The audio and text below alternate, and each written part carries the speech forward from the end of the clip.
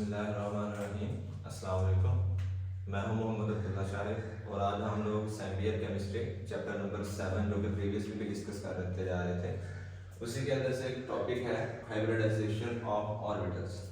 तो hybridisation of orbitals जो है वो इसको हम लोग चैप्टर नंबर 6 के अंदर फर्स्ट ईयर में भी डिस्कस कर चुके हैं बड़ी डिटेल में। अभी भी दोबारा से उसी को हम लोग डिस्कस करने जा रहे हैं। तो हाइब्रिड आप बुनियादी तौर पर ना बायो के जो स्टूडेंट्स हैं वो बायो के अंदर भी जानते हैं, उसके अलावा जनरली लाइफ के अंदर भी हम लोगों को पता है कि हाइब्रिड उस चीज को बोलते हैं जिसके अंदर प्रॉपर्टीज होती हैं वो दो या दो से ज्यादा सब्सटेंसेस की होती हैं या दो से ज्यादा ऑर्गेनिजम्स की होती हैं। यानी कि ऑर्बिट हाइब्रिड जो होता है वो हम लोग उस चीज को बोलते हैं जिसमें खसूसियात दो या दो से ज्यादा चीजों की हो, वो भी कब जब हम लोग उनको आपस में मिलाते होते हैं तब जाके एक हाइब्रिड फॉर्मेशन होती है। तो अभी जो है वो हम लोगों ने डिस्कस करना है hybridization of atomic orbitals. Atom के अंदर मौजूद जो बेटा ऑर्बिटल्स है ना, उनकी हाइब्रिडाइजेशन के बारे में हम लोगों ने डिस्कशन करनी है यार। तो इसकी डेफिनेशन की तरफ अगर चलते हैं तो सबसे पहले क्या है, हाइब्रिडाइजेशन एक वो प्रोसेस है यानी कि वो अमल है इन विच जिसके अंदर मिक्सिंग का मतलब क्या होता है, हल होना। जैसे हम लोगों ने पढ़ा हुआ है मिक्सचर की डेफिनेशन 9th क्लास में भी कि मिक्सचर क्या होता है, एक होमोजीनियस कंपोजिशन होती है दो या दो से ज्यादा सब्सटेंसेस की। होमो भी हो सकती है और हेट्रो भी हो सकती है, लेकिन यहाँ पर हम लोग ना होमो ही लेके चलेंगे क्योंकि हमारा पॉइंट होमो वाला है। फिर इसके बाद क्या है, मिक्सिंग ऑफ ऑर्बिटल्स। ऑर्बिटल्स की मिक्सिंग करनी है। अब कौन से ऑर्बिटल्स की मिक्सिंग करनी है, जिन हैविंग डिफरेंट शेप, जिनकी शेप्स जो होंगी यानी कि शक्लें आपस में डिफरेंट होंगी, एंड एनर्जीज, और उनकी जो एनर्जीज वगैरह होंगी ना वो भी बेटा डिफरेंट होंगी। फिर क्या होगा, टू फॉर्म, वो क्या करेंगे, बनाएंगे हाइब्रिड। हाइब्रिड बनाएंगे जो कि हाइब्रिड ऑर्बिटल्स हैं विद सेम शेप, इनकी सेम शेप भी होगी और एनर्जीज भी सेम होगी। फिर क्या है, डिफरेंट इनकी ओरिएंटेशन होती है। ओरिएंटेशन हम लोग कहते हैं सिमत, इतराब, या फिर ये भी बोलेंगे हम लोग के जो 3 डायमेंशनल स्ट्रक्चर है उस 3 डायमेंशनल स्ट्रक्चर में उनकी जो जगह है, जो मुकाम है, जिसको हम लोग वेस्पर थ्योरी फर्स्ट ईयर के अंदर भी डिस्कस कर चुके हैं कि जो भी किसी भी बॉन्ड फॉर्मेशन के बाद जो इलेक्ट्रॉन्स बनते हैं या नॉन बॉन्डिंग इलेक्ट्रॉन्स होते हैं वो सारे मिलकर किसी भी मॉलिक्यूल की या कंपाउंड की शेप के ऊपर असरअंदाज होते हैं। यानी कि वहां पर हम लोग ये चीज डिस्कस की थी कि जो उनके लोन पेयर वाले इलेक्ट्रॉन्स होते हैं वो ज्यादा रिपल्शन करते हैं, बॉन्ड पेयर वाले इलेक्ट्रॉन्स कम रिपल्शन करते हैं। तो यहाँ पर बेटा क्या है कि वही इलेक्ट्रॉन्स जो होंगे ना उन्हीं की बुनियाद के ऊपर उनकी ओरिएंटेशन जो होगी वो डिफरेंट होगी। लेकिन कहां पर डिफरेंट होगी, स्पेस हम लोग कहते हैं खला को जहां पर कोई भी चीज नहीं होती। अब इस स्पेस की भी रीजन है। अब रीजन बेटा ये है, हम लोगों को पता है कि अगर हम लोग उसी मॉलिक्यूल को ले जाएंगे इलेक्ट्रिकल फील्ड में या ले जाएंगे मैग्नेटिकल फील्ड में, तो इलेक्ट्रिकल और मैग्नेटिकल फील्ड के अंदर वहां पर किसी जगह के ऊपर उन्हें अट्रैक्शन का सामना करना पड़ेगा, किसी जगह पर उन्हें रिपल्शन का सामना करना पड़ जाएगा, जिसकी वजह से उनकी ओरिएंटेशन चेंज हो जाएगी। या अगर हम लोग उसके नजदीक कोई और एटम्स या और एलिमेंट्स या और कंपाउंड्स भी ले आएंगे तो बेटा वहां पर भी क्या होगा, कुछ मॉलिक्यूल्स हम लोगों को पता है पैरामैग्नेटिकल बिहेवियर शो करते हैं, कुछ डायमैग्नेटिकल बिहेवियर शो करते हैं। उसके अलावा एनर्जी भी तो इलेक्ट्रॉन्स के ऊपर असरअंदाज होती है according to Bohr atomic model, जो हम लोगों ने पढ़ा हुआ है बेटा फर्स्ट ईयर में भी और 9th में भी, कि जो बोहर एटॉमिक मॉडल के अकॉर्डिंगली इलेक्ट्रॉन्स जब एनर्जी एक जैसी रखेंगे तो एक ऑर्बिटल में रहेंगे, एनर्जी चेंज हो जाएगी तो उनका ऑर्बिटल भी चेंज हो जाते हैं। तो यहाँ पर भी वही चीज है कि उनकी सेम शेप होगी, कब होगी, जो हाइब्रिड ऑर्बिटल्स बनेंगे। फिर उनकी एनर्जीज जो होंगी ना वो भी सेम होगी और ओरिएंटेशन डिफरेंट होगी। स्टार्टिंग में जिन्होंने इंटरमिक्सिंग की बेटा उनकी एनर्जीज जो थी वो भी डिफरेंट थी, शेप्स भी डिफरेंट थी, लेकिन नए जो हाइब्रिड ऑर्बिटल्स बनेंगे ना उनकी एनर्जीज और जो शेप्स होंगी वो सेम होंगी। अब वो क्या रीजन है, उसके लिए हम लोग कुछ इसकी प्रॉपर्टीज डिस्कस करेंगे। बाकी मेजर जब इसकी टाइप डिस्कस करेंगे ना sp3 की, उसके अंदर ये सारी डिफाइन भी हमारे क्लियर आउट हो जाएगी। अब सबसे पहले क्या है, प्रॉपर्टीज के अंदर हम लोग डिफाइन में देखें सबसे पहले प्रोसेस इन विच मिक्सिंग किसकी होनी है बेटा, मिक्सिंग होती है इंटरमिक्सिंग, जैसे हम लोगों ने पढ़ा था फर्स्ट ईयर में भी और 9th में भी इंटरमॉलिक्यूलर फोर्सेस और इंट्रामॉलिक्यूलर फोर्सेस। इंट्रा मतलब होती है इनसाइड ए मॉलिक्यूल, इंटर जो होती है वो बिटवीन मॉलिक्यूल्स। तो यहां पर क्या है, मिक्सिंग है किसकी, ऑर्बिटल्स की, तो हम लोग बोलेंगे इंटरमिक्सिंग है, यानी कि मॉलिक्यूल्स के जो ऑर्बिटल्स हैं वो आपस में इंटरमिक्स हो रहे हैं, ठीक है। तो जब वो उनकी इंटरमिक्सिंग हो रही होती है फिर उसके बाद जाके उनके ऑर्बिटल जो है वो बेटा बनते हैं। अब यहां पर हम लोग डिस्कस अगर करेंगे ना, तो जो इंटरमिक्सिंग होगी, इस इंटरमिक्सिंग के दौरान में ये लाजमी बात है, कुछ पॉइंट्स हम लोग डिस्कस करने हैं कि इंटरमिक्सिंग के दौरान में होता क्या है या कौन सी चीजों को मद्देनजर रखना पड़ता है। सबसे पहली जो चीज मद्देनजर रखनी पड़ती है वो ये है कि जो ऑर्बिटल्स है ना, मस्ट हैव, लाजमी है कि must have different energies and shape. जिन ऑर्बिटल्स को हम लोगों ने करवाना है बेटा इंटरमिक्स, उनकी एनर्जीज और उनकी शेप्स जो होती है ना वो लाजमी है कि वो डिफरेंट हो। अब उसके डिफरेंट होने की भी रीजन है, अगर उनकी एनर्जीज और उनकी शेप्स जो है बेटा सेम होंगी तो इंटरमिक्सिंग के बाद हमें कोई फर्क वाज़ेह नहीं आएगा, ठीक है। इसकी मिसाल हम लोग ये लेते हैं कि अगर हम लोग पानी के अंदर दूध को मिक्स करते हैं, ठीक है, हम लोग ना एक ही तरह का दूध ले लेते हैं और उसके अंदर पानी मिक्स करते हैं। जब पानी मिक्स करेंगे तो जो नया दूध वाला एक मिक्सचर बनेगा उसकी खासियत कुछ डिफरेंट होगी। लेकिन अगर हम लोगों ने दूध के अंदर दूध डाल दिया तो बेटा फिर क्या होगा, वो तो एक जैसा ही रहेगा। हम लोग ये एग्जांपल के अंदर इंक्लूड कर रहे हैं सिर्फ दूध और पानी, ये नहीं कि गाय वाला दूध और तरह का होता है, वो तो हमें लाजमी सी बात है पता है, गाय वाला दूध और तरह का होता है, फिर भैंस का दूध और तरह का होता है, या किसी और जानवर का ले लेंगे तो वो तरह का होगा। लेकिन हम लोग एक जैसा ही दूध लेना है, एक जैसा ही पानी लेना है, जब उसको मिक्स करेंगे तो बेटा क्या होगा, डिफरेंट बनेगा। लेकिन अगर दूध को दूध में, पानी को पानी में मिक्स कर देंगे तो कोई वेरिएशन नहीं आएगी, कोई तब्दीली उसके अंदर रोनमान नहीं होती। इसलिए लाजमी है कि ऑर्बिटल जिनको इंटरमिक्स करना है उनकी एनर्जीज बेटा डिफरेंट हो और उनकी जो शेप्स है ना वो भी डिफरेंट हो। फिर इसके बाद इंटरमिक्सिंग के दौरान में एनर्जी जो होती है ना रिलीज होती है, energy is released during intermixing, energy बेटा रिलीज होती है, एनर्जी खारिज होती है। अब किसी भी हम लोग केमिस्ट्री के टॉपिक के अंदर अगर डिस्कस करेंगे ना तो दो जगहों पे एनर्जी बेसिक तौर पर रिलीज होती है। एक एनर्जी रिलीज होती है ड्यूरिंग बॉन्ड फॉर्मेशन, जो कि हम लोगों ने फर्स्ट ईयर में भी डिस्कस किया हुआ था, और दूसरी एनर्जी रिलीज होती है इंटरमिक्सिंग के दौरान। अब जब इंटरमिक्सिंग के दौरान में एनर्जी रिलीज हो जाएगी ना तो उस एनर्जी के रिलीज होने की बुनियाद के ऊपर यहां पर होगा ये कि orbitals will get more stability than parent orbitals, यानी कि इसमें ये चीज होगी कि बेटा जो नए ऑर्बिटल्स बनेगा इंटरमिक्सिंग के बाद वो ज्यादा स्टेबल होंगे as compared to their parent orbitals. उसकी रीजन क्या है, उसकी रीजन बेटा यहां पे ये है कि वो एनर्जी रिलीज करेंगे, जब एनर्जी रिलीज करेंगे तो वो ज्यादा स्टेबल हो जाते हैं। ये चीज तो हम लोगों ने फर्स्ट ईयर में भी डिस्कस किया था कि जो एटम्स या मॉलिक्यूल्स या कंपाउंड्स लो एनर्जी के स्टेट के अंदर होते हैं वो ज्यादा स्टेबल होते हैं एज कंपेयर टू दैट कि अगर उनकी एनर्जी ज्यादा है। जब वो ज्यादा एनर्जी के स्टेट के अंदर चले जाते तो अनस्टेबल हो जाएगी, अगर वो थोड़ी एनर्जी के स्टेट में आएंगे तो उनके अंदर स्टेबिलिटी ज्यादा होती है। तो यहां पर भी यही है, इंटरमिक्सिंग के दौरान में बेटा जब वो एनर्जी रिलीज कर देते हैं तो वो ज्यादा स्टेबल बन जाते हैं as compared to their parent orbitals. फिर इसके अलावा फोर्थ पॉइंट अगर हम लोग डिस्कस करें बेटा उसमें ये है कि जो भी यहां पे न्यू ऑर्बिटल्स बनेंगे ना, न्यू इंटरमिक्स्ड ऑर्बिटल्स, उनकी जो अमाउंट होती है वो इक्वल होगी, will be equal to the number of इंटरमिक्स्ड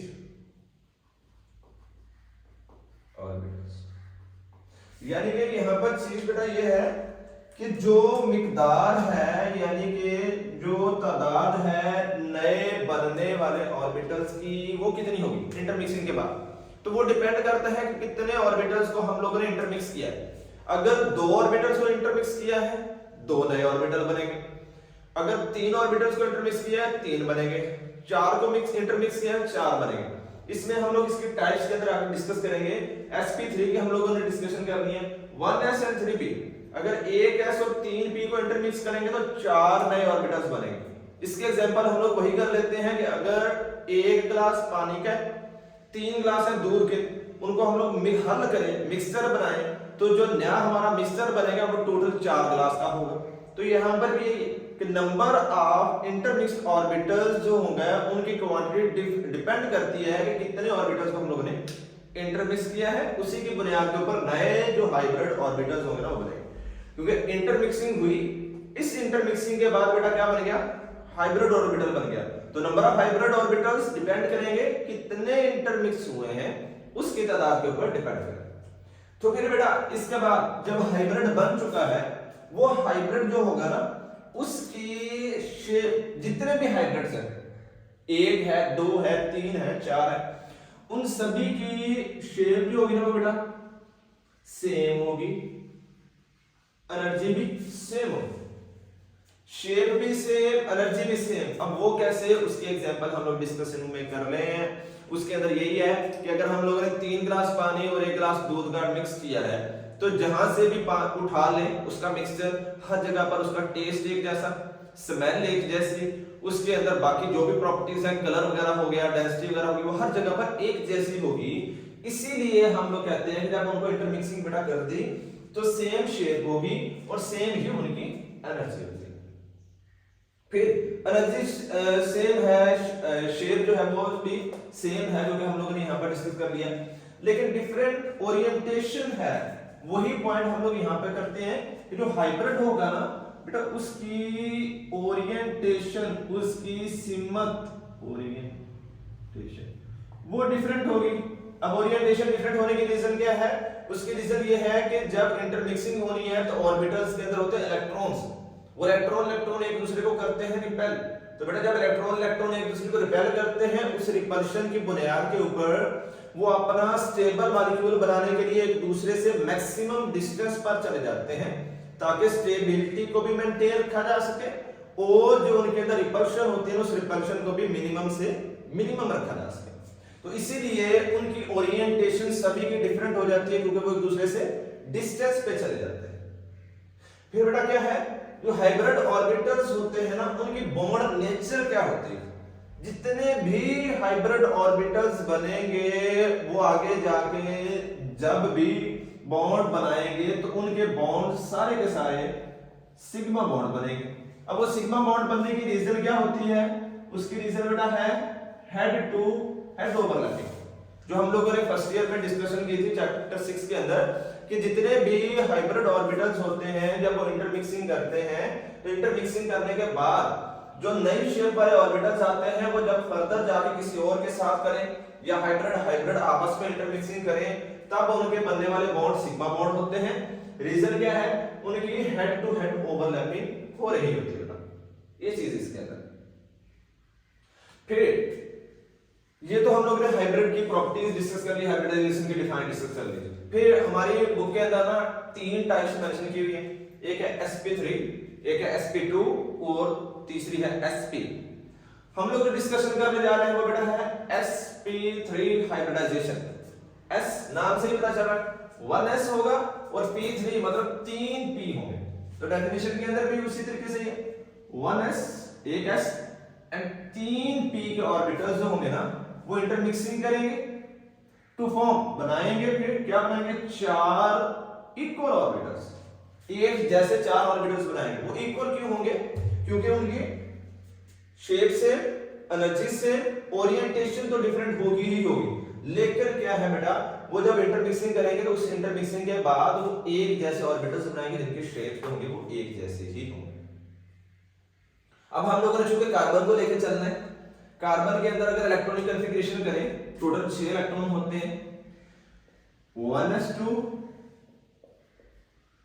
2s2 2px 2py 2pz। x में इलेक्ट्रॉन एक p में, z में कोई नहीं।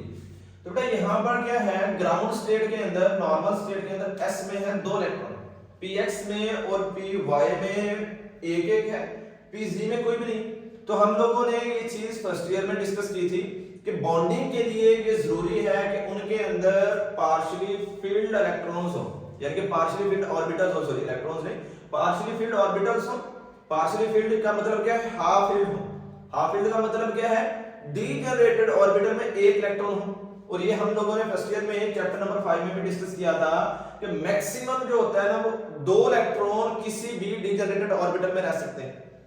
तो जब हाफ फील्ड होगा तो 2 का आधा 1, जब 1 होगा तो वो आगे जाके बॉन्डिंग में पार्टिसिपेट करेगा, क्योंकि डीजनरेटेड ऑर्बिटल ने बॉन्डिंग करनी है। तो बेटा बॉन्डिंग के लिए एक इलेक्ट्रॉन एक एटम देता है, दूसरा इलेक्ट्रॉन दूसरा एटम देता है। तो अगर उसमें इलेक्ट्रॉन नहीं है तो वो बॉन्डिंग कैसे करेगा। अगर उसमें पहले ही 2 इलेक्ट्रॉन है, वो पूरा है, तो वो स्टेबल है, बॉन्डिंग नहीं करेगा बेटा। तो यहां पर ये भी क्वेश्चन आता है कि कार्बन के अंदर तो half field orbitals, partially field orbitals 2 हैं, फिर ये टेट्रावेलेंट कैसे है, इसको तो 2 वैलेंसी शो करनी चाहिए। उसकी भी रीजन है, उसकी रीजन बेटा ये है कि इसमें 2s के इलेक्ट्रॉन्स जो होते हैं ना, वो एक्साइट करते हैं और एक्साइट करने के बाद 2pz में चले जाते हैं। तो जब एक्साइट करके वो 2pz में चले जाएंगे तो फिर इसकी एक्साइटेड स्टेट जो बन जाएगी 1s2 2s1 2px 2py और 2pz। यहां पर भी एक। अब देखो बेटा चारों में एक इलेक्ट्रॉन आ गया।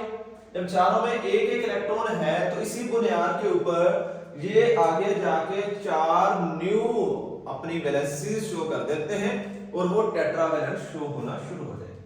और ये एनर्जी कहां से आती है इलेक्ट्रॉन को जंप करवाने के लिए? ये एनर्जी आती है इंटरमिक्सिंग के दौरान में हम लोगों ने बेटा पढ़ा था कि एनर्जी इज रिलीज्ड, एनर्जी खारिज होती है। वही खारिज होने वाली एनर्जी इस इलेक्ट्रॉन को लोअर ऑर्बिटल में से हायर ऑर्बिटल में ले जाती है।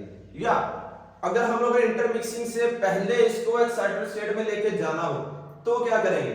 तो हम लोग करेंगे हीट इसको।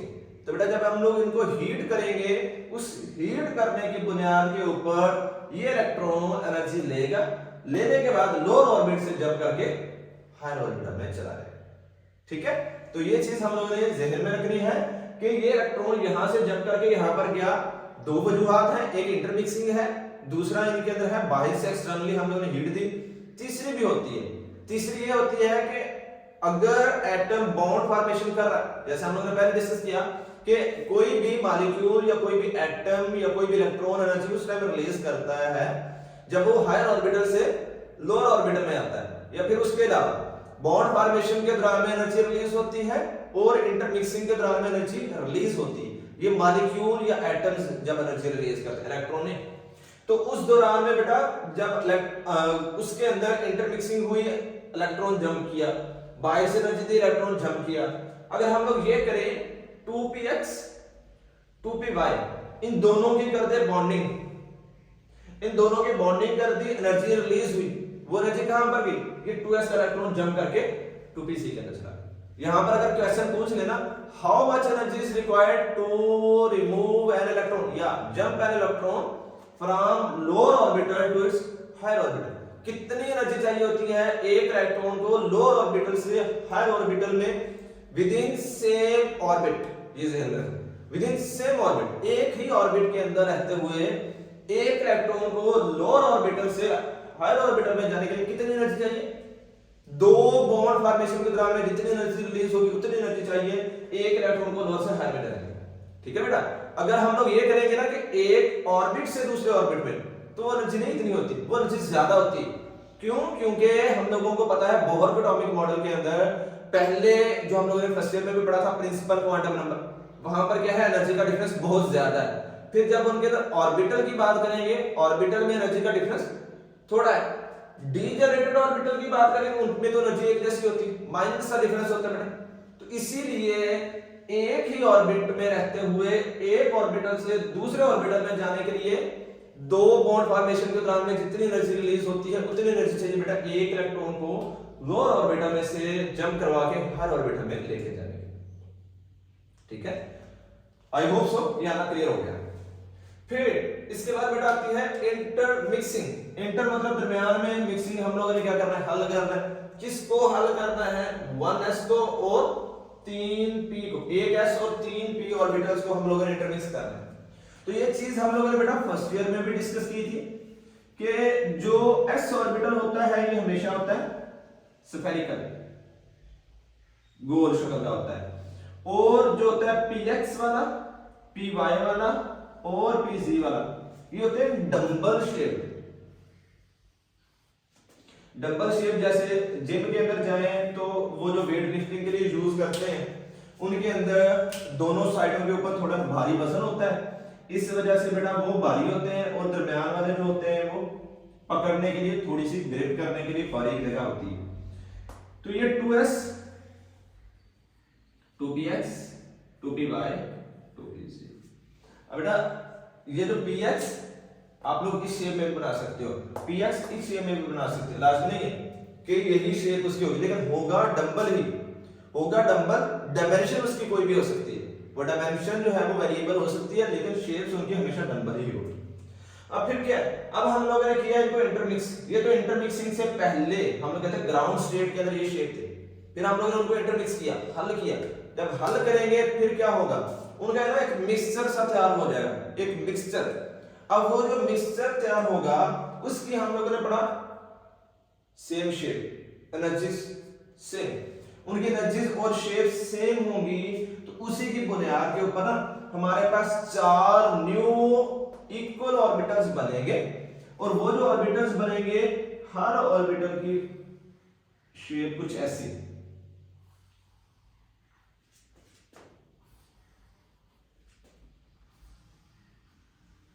एक लूप बड़ी एक लूप छोटी।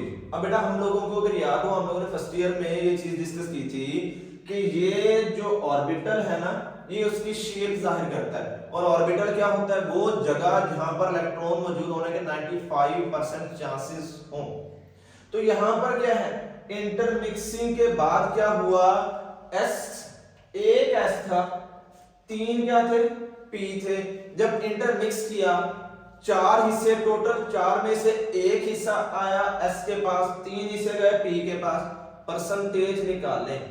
तो इस परसेंटेज में बेटा जो s करैक्टर होगा, s की प्रॉपर्टी होगी और p करैक्टर होगा, वो कितना होगा, s करैक्टर होगा यहां पे 25%, और जो p करैक्टर होगा वो होगा बेटा यहां पे 75%, क्योंकि 3 हिस्से p के हैं, एक हिस्सा s का।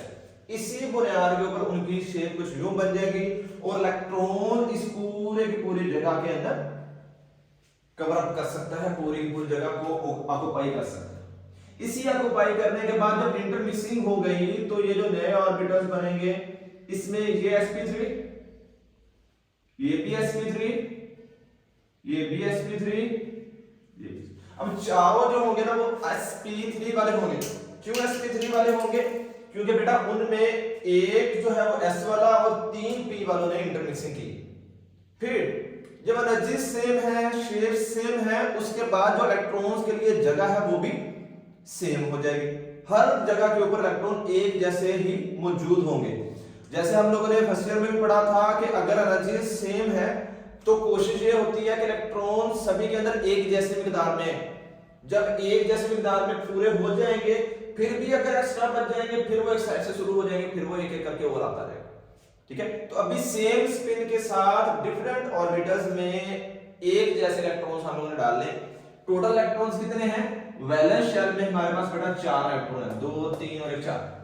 तो जब 4 इलेक्ट्रॉन्स हैं, एक इस sp3 में, एक इस sp3 में, एक इस sp3 में, एक इस sp3 में, ठीक है, चारों में एक एक इलेक्ट्रॉन चला जाएगा। अब इस चारों में एक एक इलेक्ट्रॉन चला गया, इसके बाद हम लोग अगर इसकी ज्योमेट्री देखेंगे, ये तो हम लोग अकेला अकेला ड्रा किया है, अकेला अकेला मॉलिक्यूल। अगर हम लोग इनको इकट्ठे एक ही मॉलिक्यूल के अंदर मिक्सअप कर दें, तो मिक्सअप करने के बाद क्या होगा, ज्योमेट्री हम लोग यहां पे बना देते हैं बेटा। ये इसका एक sp3, ये दूसरा sp3, ये तीसरा sp3, और जो इसका चौथा sp3 होगा ना वो बिल्कुल इसके बेटा बैक साइड के ऊपर मौजूद होगा। अगर हम लोग इसको 3 डायमेंशनल स्ट्रक्चर में देखेंगे ना, 3 डायमेंशनल स्ट्रक्चर में बेटा हमारे पास 4 ऑर्बिटल्स आएंगे और वो जो चारों के चारों ऑर्बिटल्स होंगे वो 4 एजेस भी बना रहे होंगे और उसी तरीके से ये 3 डायमेंशनल स्ट्रक्चर में हमें 3 एक साइड के ऊपर अगली साइड पर दिखाई दे रहे हैं तो चौथा उसकी बैक साइड के ऊपर दिखाई दे रहा होगा। 3 डायमेंशनल स्ट्रक्चर में ना ये हमारे पास कुछ इस तरीके से नजर आएगी। अब फिर ज्योमेट्री जो होगी ये एक दूसरे से मैक्सिमम डिस्टेंस पर जाएंगे और उसी मैक्सिमम डिस्टेंस के ऊपर जाने के बाद इनके दरमियान में जो बॉन्ड एंगल्स बनेंगे, अगर जिसके मर्जी हम लोग दरमियान में बॉन्ड एंगल देख लेंगे तो 109.5 डिग्री के बॉन्ड एंगल्स जो होंगे ना बेटा, इनमें बॉन्ड एंगल्स बनेंगे। जो ज्योमेट्री होगी वो टेट्राहेड्रल, टेट्रा का मतलब बेटा होता है 4, हेड्रल मतलब कॉर्नर्स, 4 कॉर्नर रखने वाली जो शेप है ना वो इसमें बन गई। और ये जो 4 कॉर्नर रखने वाली शेप है वो क्यों बनी? क्योंकि इसमें मौजूद इलेक्ट्रॉन्स एक दूसरे से मैक्सिमम डिस्टेंस पर जाते हैं ताकि रिपल्शन को मिनिमाइज किया जा सके। ठीक है बेटा, यहाँ पे जो हम लोगों ने हाइब्रिडाइजेशन करी है ना, ये हाइब्रिडाइजेशन होती है हमेशा सेंट्रल एटम, सेंट्रल एलिमेंट में। सेंट्रल एलिमेंट कौन सा हम लोगों ने फर्स्ट ईयर में डिस्कस किया था? पॉलीवैलेंट एटम होता है जो कि सेंटर में मौजूद होगा, वो हमेशा हम लोग सेंट्रल एलिमेंट कहते हैं। तो यहाँ पर sp3 हाइब्रिडाइजेशन जो हुई है ना, ये कार्बन की हुई है, मीथेन की नहीं हुई। ये कंफ्यूजन नहीं करनी आप लोगों ने, मीथेन तो अभी बना नहीं, मीथेन के बनने से पहले इंटरमिक्सिंग हुई, उसकी इंटरमिक्सिंग के बाद जो है वो हाइब्रिड बना। sp3 का जो बना वो कार्बन का बना है, हाइड्रोजन का अभी इसमें रोल नहीं है। अभी तो इसके अंदर हमारे पास ना सभी में अगर हम लोग देखेंगे कि एक इलेक्ट्रॉन इस sp3 में, एक इलेक्ट्रॉन इस sp3 में, एक इलेक्ट्रॉन इस sp3 में, एक इलेक्ट्रॉन इस sp3। जब उनकी इंटरमिक्सिंग हो गई, हाइब्रिड बन गए, तो बेटा वो देखेंगे कि हर हाइब्रिड में एक एक इलेक्ट्रॉन मौजूद है। तो जब एक एक इलेक्ट्रॉन मौजूद है वो स्टेबल नहीं है, और हम लोगों को ये चीज पता है कि वो स्टेबल होने के लिए क्या करेंगे? 2 इलेक्ट्रॉन करेंगे। तो वो 2 इलेक्ट्रॉन कैसे करेंगे? वो बॉन्डिंग करेंगे। हम लोग मीथेन की डिस्कशन कर रहे हैं CH4 की, तो इस तरह से मीथेन फॉर्मेशन भी करेंगे। इस मीथेन फॉर्मेशन में हम लोग ये वाला जो हाइब्रिड स्ट्रक्चर है इसको बेटा लेके आते हैं।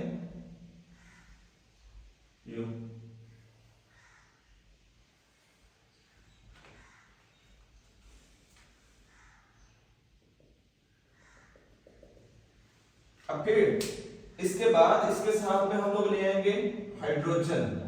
हाइड्रोजन की इलेक्ट्रॉनिक कन्फिगरेशन अगर करें 1s1, s ऑर्बिटल है, एक इलेक्ट्रॉन है, उसकी शेप स्फेरिकली होगी बेटा। तो हम लोग क्या करेंगे? 4 हाइड्रोजन यहां पे ले लेंगे। हाइड्रोजन लेने के बाद हम लोगों ने पढ़ा था फर्स्ट ईयर में कि बॉन्डिंग का रूल होता है, बॉन्डिंग से पहले वो क्या करते हैं? ओवरलैपिंग करते हैं। ओवरलैपिंग के मतलब अंदर क्या है? जैसे हम लोग 2 चीजों को अगर जोड़ना हो एल्फी के साथ या गोंद के साथ या टेप के साथ, पहले एक दूसरे के ऊपर रखते हैं, इसको हम लोग नाम देते हैं ओवरलैपिंग। तो यहां पर भी बेटा क्या होगी? ओवरलैपिंग होगी। उस ओवरलैपिंग के दौरान में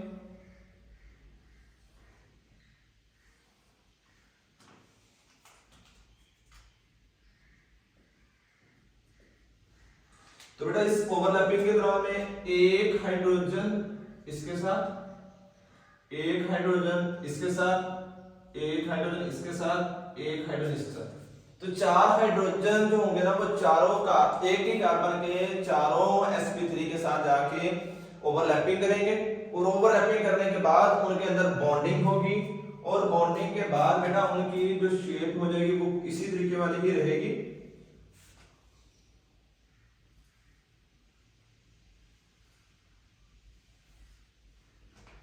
ये ना थोड़ी सी डायग्राम सेटिंग कर लेना आप लोग होते। अब इसमें भी हाइड्रोजन के साथ 2 इलेक्ट्रॉन है, इसमें भी, इसमें भी, इसमें भी। और हम लोगों ने ये चीज पढ़ी थी, ओवरलैपिंग हमेशा कौन सी होती है? Head to head. बॉन्ड कौन सा बनता है? सिग्मा। तो यहां पर क्या हुआ है? फॉर्मेशन ऑफ मीथेन के दौरान में हेड टू हेड ओवरलैपिंग हुई। उस हेड टू हेड ओवरलैपिंग की बुनियाद के ऊपर जितने भी ये बॉन्ड बने हैं वो सारे के सारे सिग्मा बॉन्ड के बने हैं, और ये जो सिग्मा बॉन्ड होते हैं वो ज्यादा स्ट्रॉन्गर होते हैं एज कंपेयर टू 5 बॉन्ड। ये हम लोगों ने फर्स्ट ईयर में बेटा डिस्कस किया हुआ है, ठीक है। तो अब हो गई मीथेन फॉर्मेशन, इसमें भी बॉन्ड एंगल वही रहेंगे क्योंकि एक जैसे ही एटम्स की हम लोगों ने इंटरमिक्सिंग की है, एक जैसे ही रिपल्शन होगी। अब फिर फॉर्मेशन ऑफ इथेन, या फिर हम लोग बोले अगर कैटिनेशन करनी हो, सेल्फ लिंकिंग ऑफ कार्बन करते हुए लॉन्ग चेन फॉर्मेशन करनी हो, तो उस दौरान में क्या है, उस दौरान में ये है, हम लोगों ने फर्स्ट ईयर में डिस्कस किया था, जब भी दो मॉलिक्यूल्स को आपस में मिलाना हो, दो एटम्स को आपस में मिलाना हो, दो एलिमेंट्स जिसको हम लोग बोलेंगे, या दो कंपाउंड्स को आपस में मिलाना हो, पहला बनने वाला बॉन्ड हमेशा सिग्मा बॉन्ड होता है, और वो कैसे बनता है, हेड टू हेड ओवरलैपिंग की वजह से बनता है। तो यहां पर हम लोगों ने क्या करना है, इनकी हेड टू हेड ओवरलैपिंग करवानी है। उस हेड टू हेड ओवरलैपिंग करवाने के लिए इनको हम लोग ना आमने सामने लेके आते हैं। उस आमने सामने लेके आने के दौरान में यहां पे यूं हो गया एक,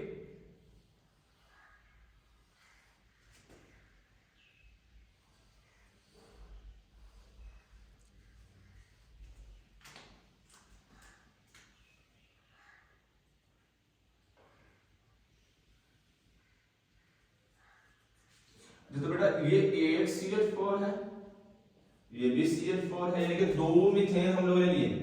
अब अगर हम लोग देखेंगे तो हाइड्रोजन जो है ना इन सभी में मौजूद है, चारों के अंदर ही मौजूद है, लेकिन बॉन्डिंग के लिए रूल है, क्या है बेटा, हाफ फिल्ड हो, पार्शियली फिल्ड हो। तो ये तो हाफ फिल्ड है नहीं, हमें क्या करना पड़ेगा, हमें इनमें से हाइड्रोजन निकालना पड़ेगा। हेड टू हेड ओवरलैपिंग करवानी है तो वो ऑर्बिटल्स जो बेटा हेड टू हेड आमने सामने आ रहे हैं, उनमें से -1 हाइड्रोजन, इसमें से -1 हाइड्रोजन, दूसरे में से, दोनों में से एक एक हाइड्रोजन हम लोग निकलवा दें। उन हाइड्रोजन के निकलवाने के बाद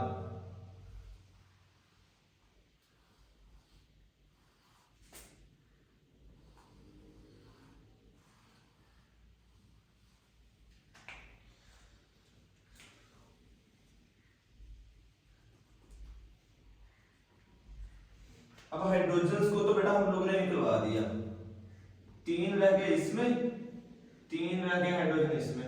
अब ये भी हाफ फिल्ड है, ये भी हाफ फिल्ड है, दोनों हाफ फिल्ड है ना। अब ये जब हाफ फिल्ड है, ये आमने सामने आएंगे, आने के बाद क्या करेंगे, ओवरलैपिंग करेंगे। तो उस ओवरलैपिंग के दौरान में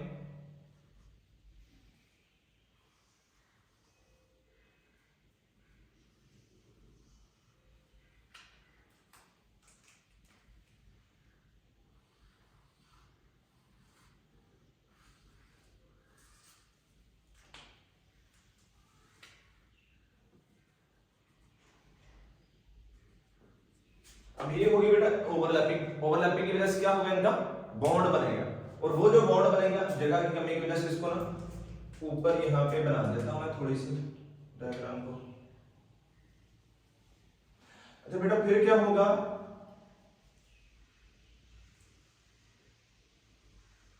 ये इनका आ गया, ये वाला दरमियान वाला बॉन्ड, इसके बाद साइडों वाले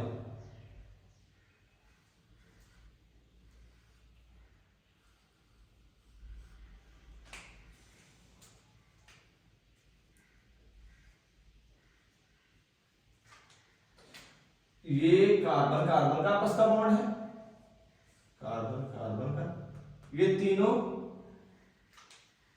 हाइड्रोजन है बेटा, hydrogen hydrogen hydrogen hydrogen hydrogen, यूं ये स्ट्रक्चर कौन सा बन गया हमारा, CH3 सिंगल बॉन्ड CH3, और ये वाला बॉन्ड सिग्मा बॉन्ड बन गया, ठीक है बेटा। तो जब ये सिग्मा बॉन्ड बना, हमेशा पहला बॉन्ड हम लोगों ने पढ़ा हुआ है सिग्मा बॉन्ड होता है, और ये सिग्मा बॉन्ड यानी कि सिंगल बॉन्ड किसकी पहचान है, सैचुरेटेड हाइड्रोकार्बन्स की पहचान है, तो ये किसमें रहेगा, अल्केन में रहेगा। अल्केन हमेशा sp3 हाइब्रिडाइजेशन की वजह से बनते हैं। और एक चीज बेटा, sp3 हाइब्रिडाइजेशन मौजूद थी कार्बन में, जब ये मीथेन बना तो इस मीथेन में क्या होगा, इस मीथेन में अगर हम लोग देखें कार्बन के अंदर थी sp3 हाइब्रिडाइजेशन, इन्होंने इंटरमिक्सिंग किसके साथ की है, हाइड्रोजन के साथ की है, तो ये जब हाइड्रोजन के साथ इंटरमिक्सिंग कर लेंगे उसके बाद इनकी जो हाइब्रिडाइजेशन होगी ये sp3s हो जाएगी। वो sp3s कैसे? sp3 है बेटा कार्बन की और s है हाइड्रोजन की, इस तरीके से उनकी हाइब्रिडाइजेशन होगी। अगर वो पूछे कि मीथेन में हाइब्रिडाइजेशन कौन सी होती है तो वो थी sp3s। अगर कार्बन में पूछेगा तो sp3 के अंदर sp3, sp2 में sp2, sp में sp हाइब्रिडाइजेशन बेटा उनके अंदर होगी। तो ये था आज का हमारा टॉपिक। फिर इसके बाद sp2 और sp1 के लिए हम लोग सेपरेट जो होगी वो एक वीडियो बनाएंगे क्योंकि अभी काफी लेंथी हो जाएगा टॉपिक। इसमें अगर आप लोगों को क्वेश्चन हो तो आप लोग पूछ सकते हो। Thank you, Allah Hafiz.